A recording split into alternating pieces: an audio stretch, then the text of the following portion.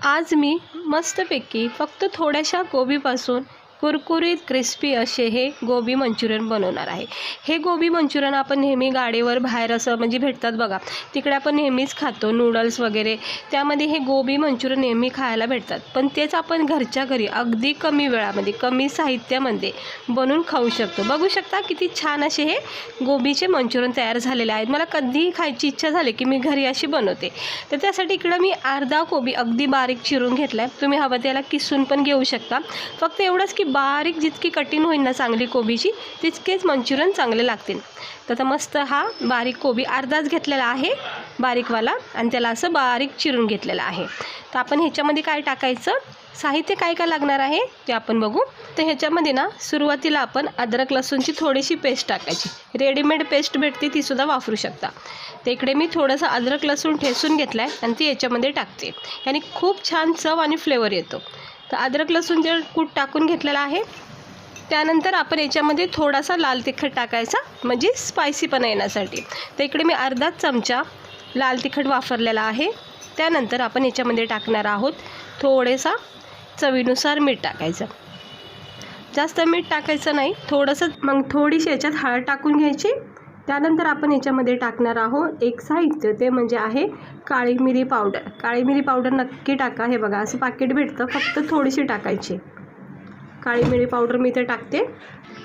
आता याच्यामध्ये आपण 2 चमचे कॉर्नफ्लॉवर टाकायचं आहे। 2 चमचे कॉर्नफ्लॉवर आणि सेम साईजमध्ये म्हणजे सेम पद्धतीने 2.5 चमचे आपण इकडे मैदा टाकायचं, म्हणजे 2 चमचे कॉर्नफ्लॉवर 2.5 चमचे मैदा टाकायचा आहे। हे दोन्ही साहित्य खूप गरजेचं। त्यानंतर इकडे मी रेड चिली सॉस, आता हे जे 2 साहित्य आहेत ना, रेड चिली सॉस आणि डार्क सोया सॉस, हे खूप गरजेचे फ्लेवर आहेत ह्या मंचुरियनमध्ये। तर मी इकडे डार्क सोया सॉस सुद्धा अर्धाच टाकते, अर्धा चमचा, आणि 1 चमचाभर असा रेड चिली सॉस टाकला। ह्या 2 साहित्याने ना खूप छान फ्लेवर येणार आपल्या मंचुरियनला, म्हणजे असं वाटणार नाही की आपण हे घरी केलेत। आता हे सगळं साहित्य चोळून घ्यायचं। इकडे मी लाल तिखट वापरले, थोडंसं तुम्ही हिरव्या मिरच्यासुद्धा टाकू शकता किंवा कोथिंबीर वगैरे पण टाकू शकता, आणि नाही टाकलं तरी असं सिंपल हे खूप छान होतात। तर ते सगळं चोळून घेते। ह्याच्यामध्ये थोडासा लाल रंग टाकते। आता लाल रंग टाकल्यामुळं काय होतं, खूप छान असे लाल भडक असे मंचुरियन तयार होतात, म्हणजे अगदी गाडीवर भेटतात बघा तसे मग ते दिसतात।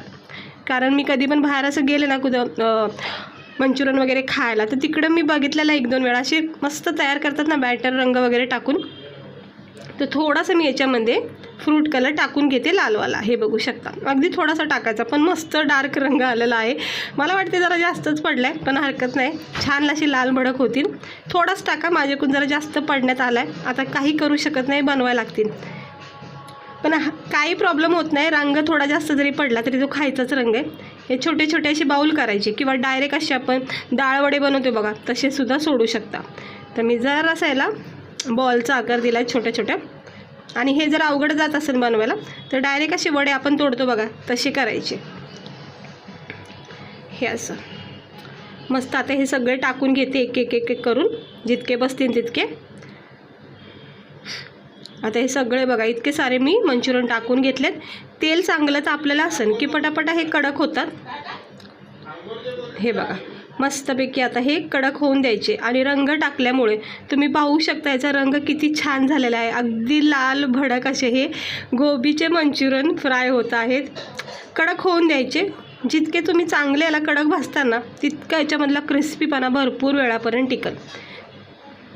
आता हे असंच हलक्या हाताने खालीवर असं करून घ्यायचं आणि याच्यामध्ये कडकपणा येऊस तर याला फ्राय करायचं। मी 2-4 वेळा हे केलेलं आहेत घरी, ज्यावेळेस पण मला खायचं मन होतं मी करून घेते।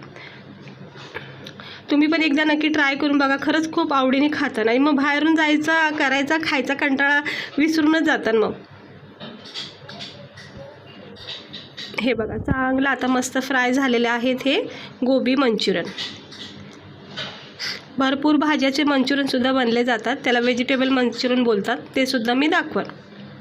पण सगळ्यात सोपे जर म्हणले तर हेच मंचुरियन, गोबी मंचुरियन खूप झटकीपट होतात, काही जास्त साहित्यसुद्धा लागत नाही। आता हे झालेले आहेत मस्त असे क्रिस्पी, काढून घेतलेले आहेत। तर पाहू शकता याचा क्रिस्पीपणा आणि रंग किती सुरेख आलेला आहे थोडासा फ्रूट कलर टाकल्यामुळं। हे बघा पाहता क्षणी असं वाटतं ना एकदम जसं काय बाहेरून रेडीमेड आणलेत।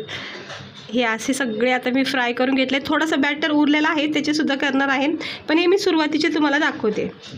हे बघा किती सुंदर असे दिसायला लागलेत. असं वाटतंय का तरी की आपण हे घरात बनवलेत, असं वाटतं बाहेरून गाडीवरून आणलेले आहेत. तर तुम्ही शेजवान सॉसबरोबर, शेजवान चटणीबरोबर तुम्ही हे मंचुरियन खाऊ शकता. आणि चिली पण बनवली जाते बघा, तीसुद्धा मी रेसिपी टाकलेली आहे काही दिवसापूर्वी, तर तुम्ही चॅनेलवर बघू शकता. ह्याच्यासोबत जी चिली बनवतो बघा त्यावाली रेसिपी पण टाकली आहे. हे बघा मस्त असा क्रिस्पीपणा किती कडक झालेला आहे छानपैकी. म्हणजे खाता वेळेस तो एकदम कुडकुडपणा लागतो, खायला भारी वाटतं. तर नक्की ट्राय करा. हे गोबी मंचुरियन खूप भारी वाटतात खायला, कधीही बनवून खाऊ शकता. ज्यावेळेस पण तुम्हाला खायची इच्छा झाली आणि बाहेर जाऊन खर्च करायचा जर कंटाळा आला असेल ना, तर हे नक्की ट्राय करा. तर मस्त वाटतात. शेजवान चटणी असेल तर काय बात आहे, एकदम परफेक्ट असं हॉटेलसारखं तुम्हाला फील होईल. भरपूर क्वांटिटीमध्ये बनवू शकता. मी तर थोडाच गोबी वापरला आहे. मोठा अख्खा गोबी परतभर जर कापला ना तर इतके सारे होतील ना, सगळेजण खातील आवडीने. तर नक्की ट्राय करून बघा. सोबत फक्त शेजवान चटणी आणायची. तर कशी वाटली तुम्हाला रेसिपी? आवडली असेल तर लाईक करा, चॅनलला सबस्क्राईबर करा.